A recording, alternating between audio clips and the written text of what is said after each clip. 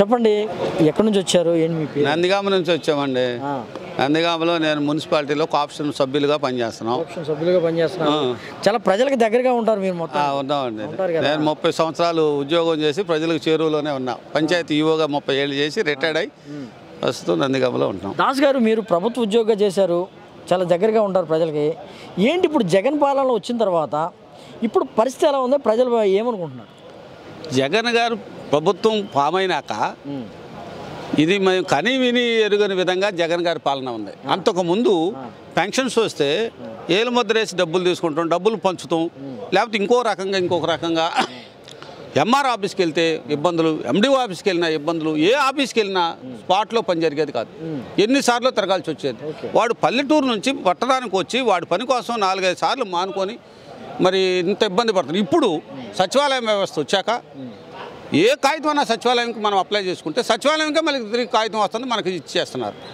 ఎక్కడ కరప్షన్ లేదు, సింగిల్ పైసా కరప్షన్ లేదు. ప్రజలంతా హ్యాపీగా ఉన్నారంటారు? ప్రజలు 99% హ్యాపీగా ఉన్నారు. ప్రజలు హ్యాపీగా ఉన్నారని మీరు చెప్తున్నారు, కానీ ప్రభుత్వ ఉద్యోగులు అన్హ్యాపీగా ఉన్నారని చెప్తున్నారు. ప్రభుత్వ ఉద్యోగులు అన్హ్యాపీ అనేది ఏంటంటే, ప్రభుత్వ ఉద్యోగులకి ఇవ్వాల్సిన అన్ని జీతాలు ఇస్తున్నారు, అన్నీ వస్తున్నాయి.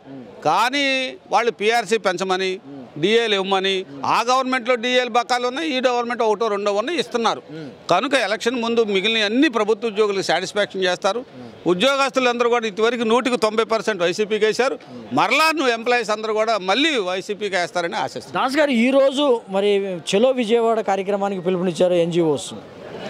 ఎందుకో మొత్తానికి ప్రభుత్వం మాకు సానుకూలంగా ఉంది, మేము సానుకూలంగా స్పందిస్తున్నాము, వాయిదా వేసుకున్నారు, చలో విజయవాడ వాయిదా వేసుకున్నారు. ఏంటి ప్రభుత్వానికి వాళ్ళ మధ్య ఏం జరుగుతుంది?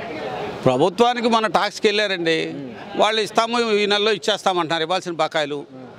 కొన్ని ఇస్తామన్నారు, కొన్ని మళ్ళీ జూన్లో ఇస్తామన్నారు.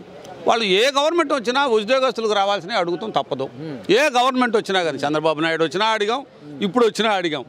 అదే అసలు ఉద్దేశం. మాట అయితే వినపడుతుంది దాస్ గారు, ప్రభుత్వ ఉద్యోగస్తులంతా ప్రభుత్వానికి వ్యతిరేకంగా ఉన్నారు, ఈసారి ఎలా ఉండబోతుంది ఏంటనేది కూడా చాలా పెద్ద చర్చ జరుగుతుంది. అది కొంతమంది కలిసి కుట్ర పని కల్పించమే తప్ప ప్రభుత్వ ఉద్యోగులందరూ యాంటీగా ఉంటారండి. ప్రభుత్వ ఉద్యోగులందరూ యాంటీగా ఉంటారు. 151 సీట్ ఎట్టా గెలిచింది.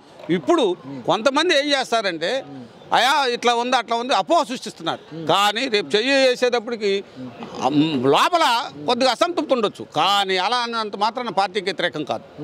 ఒక తల్లికి పుట్టిన నలుగురికి చిన్న భేదాలు ఉంటాయి. అలానే ఆ తల్లికి కడుపును పుట్టిన వాళ్ళు అందరూ అన్నదమ్ములే కదా, అంతే తప్ప అందరూ జగన్ తప్పున ఉన్నారు. 100కి ఎస్సీ, బీసీ, ఎస్టీ, మైనార్టీ ఎవరైనా సరే జగన్ చెయ్యి అనేది జగన్కే ఎత్తానికి ఉందండి. ఈ రాష్ట్రంలో సంక్షేమ పథకాలకు ఇచ్చినటువంటి ప్రాధాన్యత కానీ, సంక్షేమ పథకాలకు ఇచ్చినటువంటి ప్రిఫరెన్స్ కానీ ప్రభుత్వ ఉద్యోగులకు ఇవ్వట్లేదని కూడా లేదండి. నేను 33 ఏళ్ళు చేసా ఉద్యోగం. ప్రభుత్వానికి మాకు కోరిక ఎట్టా ఉంటుందంటే, ఆ డిఏ ఇప్పుడే ఇచ్చేయాలి, ఆ పిఆర్సీ ఇప్పుడే పెంచేయాలి అని ఉంటుందా మీకు? మరి ఎవరికైనా నాకు ఉంటుంది, రిటైర్డ్ అయినా నాకు రావాల్సిన డబ్బులు కూడా అని మనసులో ఉంటుంది. కానీ ప్రభుత్వం చూసుకోవాలి కదండి. మనము నెల మనకు లక్షలాది రూపాయలు వస్తున్నాయి, కానీ సామాన్య మానవుడికి ఎంత వెళ్తుంది? వాడికి నెలకు వచ్చేప్పటికి పెన్షన్ 3000 రూపాయలు తంతే కన్న తల్లి తను కొడుకులు వదిలేస్తున్నారు. కానీ దాస్ గారు, సామాజిక పెన్షన్లు 1వ తారీఖు ఇస్తున్నారు, ప్రభుత్వ ఉద్యోగస్తులకు మాత్రం 10-15 తారీఖులు అవుతుందని కూడా చెప్తున్నారు. ఏమి లేదండి, మాకు పెన్షనర్స్కి మాత్రం 1వ తారీఖు పడుతున్నాయి, మాకు పడుతున్నాయి. ఈ ఎంప్లాయీస్కి 1-2 తారీఖుల్లో పడుతున్నాయి, స్టెప్పులుగా పడుతున్నాయి. టీచర్స్కి 1వ తారీఖు, కొంతమంది అట్లా డిపార్ట్మెంట్ వేడుగా ఒకరోజు 6 రోజు మొత్తానికి 5-6 తారీఖుల కల్లా పెన్షన్స్ పడిపోతున్నాయి, జీతాలు పడిపోతున్నాయి. ఇబ్బంది ఏమి లేదండి.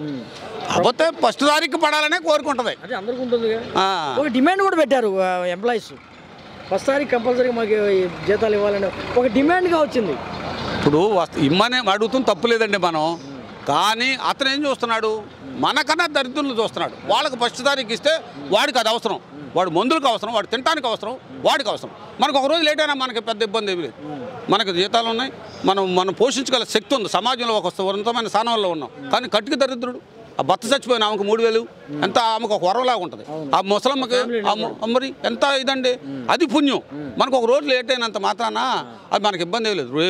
కాదు ఎల్లుండి వస్తుంది. కానీ అందరూ మీలాగా అనుకోవట్లేదు. కొంతమంది బయటికి ఎక్స్ప్లోజ్ చేస్తున్నారు. మాలాంటి వాళ్ళందరూ మనసులో పెట్టుకుంటున్నాం. మనకన్నా దరిద్రుడికి సేవ చేస్తున్నాడు. ఇప్పుడు జగను పేదల గుండెల్లో ఒక దేవుడిలాగా ఉన్నాడు. పేదల గుండెల్లో గుడి అసలు గుడి కట్టుకొని ఉన్నాడు. అది జగన్ చెప్పేది కూడా ఏంటి, నేను మీకు మంచి చేశానంటేనే ఓటేయండి, లేకపోతే వద్దు. ఎవడన్నా చెప్తాడా, ఏ నాయకుడన్నా చెప్తాడా? మాయ మాటలు చెప్పే అధికారంలోకి వద్దామని చూస్తాడు, కానీ నేను అది చేయట్లేదే. కనుక ఆయన ఏమంటున్నాడు, 125 సార్లు బట్టను నొక్కాడు. 125 సార్లు ఎవరికన్నా కానీ ₹1 ఇచ్చారా? ఎక్కడన్నా కరప్షన్ ఉందా? ఇప్పుడు ఆయన 2 ఒకటి ఎంపీకి ఒకటి ఎమ్మెల్యేకి నొప్పి మళ్ళీ మా గవర్నమెంట్ వచ్చేటట్టు చేయమంటున్నాడు. ఇప్పుడు జగన్మోహన్ రెడ్డి అన్ని సార్లు బటన్ నొక్కినా కానీ 2 సార్లు నొక్కే అవకాశం ఉందా ప్రజలు? ఎందుకు నొక్కరు? 100కి 100 నొక్కాలి అంతే. మాది ప్రకాశం జిల్లా ఎర్రగొండపాలెం నియోజకవర్గం పుల్లలచెరు మండలం జేసీఎస్ ఇన్ఛార్జి నేను. ప్రస్తుతం మీ మాజీ ఇప్పుడు ప్రజెంట్ మంత్రివర్యులు ఆదిమూలపు సురేష్ గారు కొండేపు నియోజకవర్గానికి ట్రాన్స్ఫర్ వెళ్ళారు. అసలు ఎక్కడ ఎప్పుడన్నా ఎమ్మెల్యే ట్రాన్స్ఫర్ అవడం చూసారా? ఎమ్మెల్యే ట్రాన్స్ఫర్ అనేది వాళ్ళ పనితనాన్ని బట్టి కొంత ఉంటుంది కాబట్టి అక్కడ ఓడిపోతాడని పంపించారు. ఓడిపోవడం అనేది అసంభవం. ఖచ్చితంగా ఆడ 3,000 నుంచి 10,000 మధ్యలో గెలుపు ఖచ్చితంగా గెలుస్తాడు. ఇప్పుడు కొండేపిలో ఎలా ఉంది ఆయనకి? కొండేపిలో 6 మండలాలు పెద్ద నియోజకవర్గము కాబట్టి అక్కడ గట్టిగా కష్టపడాలి. ఆల్రెడీ 2 సార్లు ఎమ్మెల్యేగా గెలిచాడు బాలవీరస్వామి. అయినా ఆయన గెలిచింది కూడా తక్కువ మెజార్టీ, 1,103 ఓట్లు ఏమో గెలిచాడు. ఆ మెజార్టీని అనేది డీల్ చేయడానికి మా మంత్రి గారు ఆదిమూలపు సురేష్ గారు గట్టిగా ప్రయత్నం చేస్తాడు. ఖచ్చితంగా ఆడ విజయం సాధిస్తాడు. హెచ్ఎంపాడు మండలం కనిగిరి నియోజకవర్గం. చాలా రోజుల నుంచి వచ్చావు, ఏంటి అసలు ఎక్కడ ఉంది అక్కడ పరిస్థితి ఎలా ఉంది? ఏం ఇబ్బంది లేదు, బ్రహ్మాండంగా ఉంది. ఏంటి ఇప్పుడు 120 సార్లు మీకోసం బటన్ నొక్కాను, నా కోసం 2 సార్లు నొక్కమంటున్నాడు. నొక్కేటట్టు సిద్ధంగా ఉన్నారు వాళ్ళు? ఖచ్చితంగా. ఎట్లా ఉంది ఎట్టో పార్టీలకు అతీతంగా అన్ని పథకాలు చేర్చిండు కదా. ప్రతి ఒక్కరికి కుల మతం లేకుండా పార్టీలకు అతీతంగా సంక్షేమ పథకాలన్నీ ప్రజలకు అందినాయి కాబట్టి కులం చూడ మతం చూడ అన్నాడు. ఖచ్చితంగా జగన్మోహన్ రెడ్డికి వేసేదానికి సిద్ధంగా ప్రజలందరూ సిద్ధంగా ఉన్నారు. అందరికి ఇచ్చారు, అన్ని పార్టీలకు ఇచ్చారా? అన్ని పార్టీలకు ఇచ్చిండు, అన్ని అర్హత ఉన్న పార్టీ అన్ని పార్టీలకు ఇచ్చిండు. ఈ పక్క ఆ పక్క అనేం లేదు. ఏం చేస్తున్నారు మీరు? మేము వ్యవసాయం చేసేవాడిని. రైతు మీరు? రైతులు ఎలా ఉన్నారు పరిస్థితి? రైతులకు కూడా బ్రహ్మాండంగా రైతు భరోసా వస్తుంది. పంటలు పడుతుండే. ఈ 4-5 ఏళ్ళ నుంచి బాగానే పంటలు పండినాయి. అన్ని విధాలుగా రైతులు కూడా సంతోషంగానే ఉండరు. గిట్టుబాటు ధర కూడా వచ్చింది. మిర్చికి కానీ మినుములకు కానీ అలసందలకు కానీ గిట్టుబాటు ధర కూడా వచ్చింది. టీడీపీ వాళ్ళు ఏంటి, జగన్మోహన్ రెడ్డి వచ్చిన తర్వాత రైతులు బాగా ఇదైపోయారు. అది వాళ్ళు ప్రతిపక్షంగా అనేది ఇంక అదే కదా. ఇప్పుడు టీడీపీ వాళ్ళు అనేది ప్రతిపక్షంగా అదే కదా. మాకు వెలిగొండ ప్రాజెక్టు కూడా మాకు దగ్గరే, కానీ రెండో టన్నర్లు కూడా పూర్తి అయింది. ఇది వరకు రాజశేఖర టైంలో పనిచేసిండు, ఈయన టైంలో పూర్తి చేసిండు. రాబోతున్నాయి. ఖచ్చితంగా మాకు అది చాలా మేలు జరిగినట్టే. వెలిగొండ ప్రాజెక్టు మా ఏరియాలో నీళ్లు డ్యామ్కి వచ్చిందంటే సస్యావలం అయింది. మీ అందరికి మేలు జరిగిందన్న, మేలు జరిగిందని నాకు ఓటేయమన్నాడు జగన్. వేస్తారు అందరూ? ఖచ్చితంగా వేస్తాము, దాంట్లో అనుమానమే లేదు. సిద్ధం యుద్ధం అనే ఒక మాటలు వినపడుతున్నాయి. చెప్పండి, మీరు సిద్ధం అయితే మేము యుద్ధం ఇస్తామన్నాడు పవన్ కళ్యాణ్. ఏంటి సార్, పవన్ కళ్యాణ్ వ్యక్తి వేస్ట్ కదండి. అతను చేతగాక వేరే పార్టీ వాళ్ళకి చంద్రబాబు నాయుడు గారికి తొత్తుగా పనిచేస్తున్నాడు. తనకంటూ గ్యారెంటీ లేని వాడు ప్రజలకి ఏం బాధ చేస్తాడండి? ఏంటి అసలు అంటే 24 సీట్లతో దాదాపు 50 సీట్లు వస్తాయి అనుకున్నాడు. అవును, 24 సీట్లతో చంద్రబాబు సరి చేశాడు. ఏంటి ఎలా ఉంది అనుకుంటున్నారు సార్?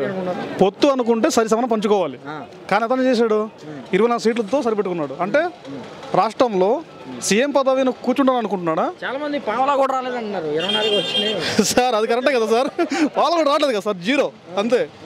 ఇప్పుడు అతను గెలుస్తాడు లేదని గ్యారెంటీ లేదు. ఖచ్చితంగా చంద్రబాబు నాయుడు పావలాలో కూడా గెలవడండి, ఖచ్చితంగా గెలవాడు. పావులా అనేవాడు కనీసం 0 కూడా, ఇంకా దాంట్లో 30 కూడా గెలవాడు. ఇది ఖచ్చితంగా ప్రజల నుంచి పావలా కూడా రాలేదు నీకు, 24 వచ్చినాయి. అది వాస్తవం కదా సార్, వాళ్ళు చెప్పింది రోజు కరెక్ట్ చెప్తున్నారు కదా, అంతే కదా. మరి ఏంటి ఈసారి ఒక 50 రోజుల్లో ప్రభుత్వం మారిపోతుందని చెప్తున్నాడు సార్. పడుకొని కళ కనవచ్చు, కానీ నిజంగా ధైర్యంగా ప్రజల ముందుకు వెళ్తే వస్తుంది. ఏంటన్నది తిరుగుతున్నాడు. ఇప్పుడు ఎందుకు ఆ బండి ఏదో కొన్నాడు, విహారో వాహారి లాంటిది. ఏదండి ఎక్కడ ఉంది బండి? అసలు ఎక్కడ పెట్టుకున్నాడు? అదే అంటున్నాం, ప్రజల ముందు చూపించాలి కదా. ఎక్కడ పెట్టుకున్నాడు? మంగళగిరి అది అక్కడ పెట్టుకోమని చెప్పండి శాశ్వతంగానే, అంతకు మించి ఇంకేం లేదు. ప్రభావం చూపెట్టరా? అస్సలు లేదండి, ప్రభావం ఎక్కడ చూపించదు. మీకు యుద్ధం ఇస్తాం అంటున్నాడు సార్ మేము యుద్ధానికి రెడీ సార్, మేము వైసీపీ వాళ్ళు. గురుగారు చెప్పండి, మీరు సిద్ధం అయితే మేము యుద్ధం ఇస్తాం అంటున్నాడు పవన్ కళ్యాణ్. వారు యుద్ధం ఇస్తారు. ఆ సిద్ధం మా 3 మీటింగ్లు చూశారు కదా, రేపు 4వ మీటింగ్ వచ్చేదానికి కంప్లీట్గా స్వీప్ అయిపోతాం. ఏదైతే మా జగన్మోహన్ రెడ్డి ఆలోచన ఉందో 175 తప్పకుండా గెలుస్తాం. ఇందులో ఏ ఆలోచన ప్రతి కార్యకర్త కూడా యాక్టివ్ ఉన్నాడు. ఈ 3 మీటింగుల తర్వాత రేపు 4వ మీటింగ్ అయిన తర్వాత ఇంకేం చూసుకోవాల్సింది వన్ సైడ్ ఇంకా ఎలక్షన్. కానీ టీడీపీ జనసేన అంటున్నారు, టీడీపీ జనసేన కలవడంతోనే పొత్తు కలవడంతోనే గెలిచేసామంటున్నారు. అది ఎట్టి పరిస్థితుల్లో జనాలు మీరు వెళ్ళి గ్రామాల్లో అడిగితే చెప్తారు. 100కి 95 పీపుల్ జగన్మోహన్ రెడ్డి మాకు కావాలి. ఆయన చేసిన కార్యక్రమాలన్నీ కూడా అన్నీ కూడా మాకు ఇష్టం ఉంది. తప్పకుండా వేరే వాళ్ళు ఎవరు కలిసినా 100 మంది కలిసినా మాకు ఇబ్బంది లేదు, మేము గెలుస్తాం ఈజీగా. మాది జగన్మోహన్ రెడ్డి పార్టీ అని చెప్పి గ్రామాల్లో మహిళలు కానీ ఇతరత్ర కూడా అన్నారు. వాళ్ళంతా తెలంగాణలో సక్సెస్ అయినటువంటి 6 గ్యారంటీలు నేను కూడా ఏపీలో ఇస్తా అన్నాడు చంద్రబాబు. గతంలో ఏదైతే చంద్రబాబు నాయుడు హామీలు ఇచ్చారో 250, 300, 650 హామీలు అన్నీ కూడా ఒకటి కూడా ఇంప్లిమెంట్ చేయలేదు కదా, అందువల్ల నమ్మకం పోయింది. ఎప్పుడైతే చంద్రబాబు ఏదైతే నమ్మకం, జగన్ మీద నమ్మకం ఉంది. ఏదైతే అతను ఇంప్లిమెంట్ చేశారో 100కి 98.5% కంప్లీట్గా మేనిఫెస్టోలో ఉన్నాయని కూడా క్లియర్ చేశాడు. సో మరలా అతని మీద నమ్మకం ఉంది ప్రజలకి. అతను ఏదైతే హామీలు ఇస్తారో అది నమ్ముతున్నారు. సో చంద్రబాబు నాయుడు ఇచ్చిన హామీలు గతంలో ఇవ్వలేదు, అందువల్ల నమ్మకం పోయింది. నమ్మకం ఉంటే జనాలు ఏదైనా నమ్మకం పోగొట్టుకున్నారు. అంటూ పెద్ద ఎత్తున ప్రచారం చేస్తున్నాడు చంద్రబాబు. మీరు చూస్తున్నారు కదా, వారు 3 టీవీలు తప్ప రిమైనింగ్ మీరు ఓవరాల్ చూసుకుంటే ఎక్కడా కూడా జనాలు లాస్ట్ వరకు కూడా ఏ మీటింగ్లు ఉండే లేదు పరిస్థితి. చంద్రబాబు నాయుడు మాట్లాడినప్పుడు కూడా ఎవరు మొత్తం బయట పోతున్నారు. విజయనగరం ఎలా ఉంది పరిస్థితి? విజయనగరం చాలా బాగుంటుంది. శ్రీకాకుళంలో పెట్టాడు రాకాతులు అంటూ పెద్ద ఎత్తున జనాలు వచ్చారని చెప్తున్నారు. లేదు శ్రీకాకుళం నేను ఇన్ఛార్జ్ ఇక్కడ ఉన్నాను, రాజా ఇన్ఛార్జ్గా ఉన్నాను, అబ్జర్వర్గా ఉన్నాను అక్కడ. సో అక్కడ శ్రీకాకుళం సక్సెస్ అవ్వలేదు. వచ్చాడు లోకేష్ వచ్చాడు కదా, మొత్తం 3 ఏరియాలో కూడా రాజాంలో అయింది ఆ రోజు మీటింగు. రాజాంలో ఎంపీపీ జడ్పీటీసీలు అందరూ ఉన్నారు. అసలు 3000 మంది కూడా రాలేదు. జనసేన ప్రభావం ఎలా ఉంది? జనసేనకి ఎక్కడ రాజాం జనసేన మొదటి నుంచి లేదు. రాజాంలో జనసేనకి అసలు ఆలోచన లేదు. 24 సీట్ల షేర్తో జనసేన ప్రభావం కోల్పోయింది పూర్తిగా.